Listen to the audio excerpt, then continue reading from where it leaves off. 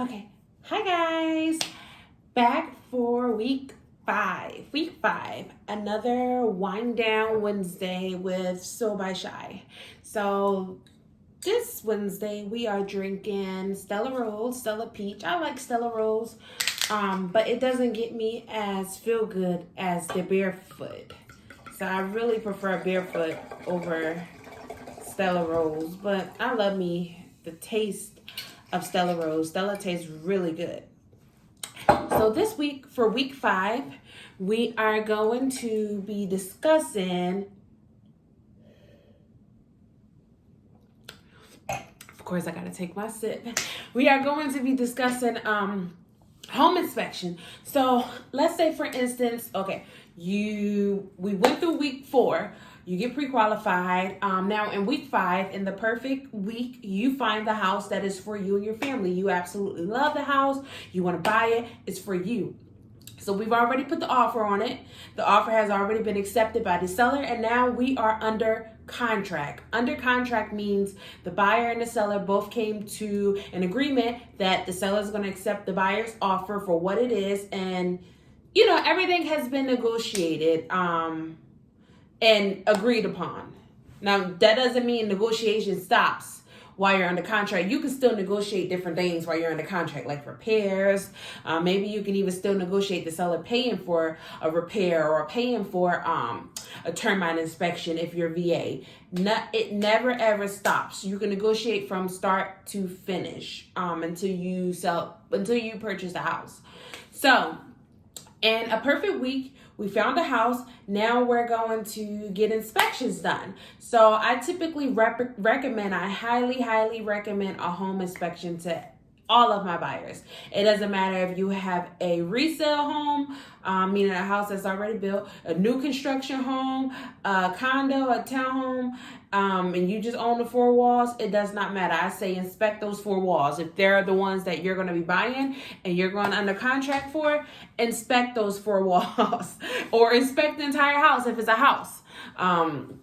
Reason being is because you do not know, the seller may have painted, they may have replaced the flooring, everything looks so pretty and perfect, I love the house, but then it may be, rotten wood, maybe it may have termite damage.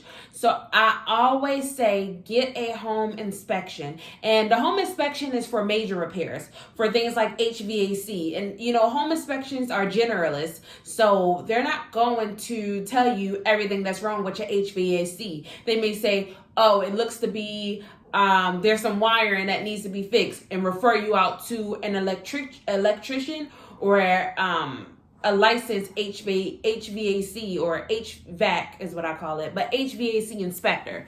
So a home inspector is a generalist. They are not specialists. So a home inspector could refer you to a specialist. I have someone like that. They got a home inspector, and the home inspector said, get this checked out, and then we got another HVAC inspector. So it could be more than one inspection, but I would say always highly recommend a home inspection. The second inspection I recommend is termites. In North Carolina here, termites are very common.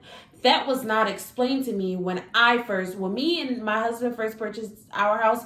It wasn't explained to us that termites were common. So I freaked out. Like, it was treated termites. It was a perfect house. We really loved it, but it had treated termites. So I freaked out. I was like, oh no, the patio has treated termites. We don't want that. No. And then the real estate agent was just like, it should be fine.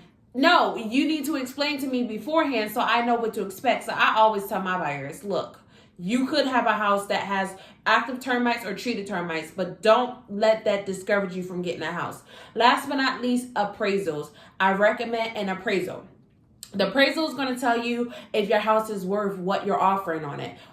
And I have had cases where the house is worth less than what they're asking for or what we offered, and we have to negotiate it back down to what it appraised at. And I have houses where the house was $9,000 over what they offer. So they had like instant equity. I had that happen multiple times where my clients get instant equity. And that is the perfect situation where you have instant equity, but not everyone's like that. Like on me and Sean's house, it appraised like $1,000 over what we paid for, and that's fine. We only got $1,000 equity. Some people don't get $9,000 equity, so it just depends on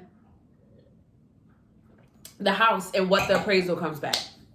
So yes, those are the 3 inspections I recommend. Any other inspections beyond that will be recommended by a professional. Like I said, from a inspector, which they're going to recommend for you to go to another specialist, because they don't, you know, some of them, they're generalists. Like I just said, they have not had the in-depth training in order to give you a professional opinion or advice on a certain, even a roof. Like a home inspector, they can look at the roof, but they may say, hey, get a professional roofer to come out here and look into this more. So that's for week 5. And we're almost done with this series, guys. And the next series that I'm going to go over will be selling the house. The things that you want to expect when you're on the other side of the transaction.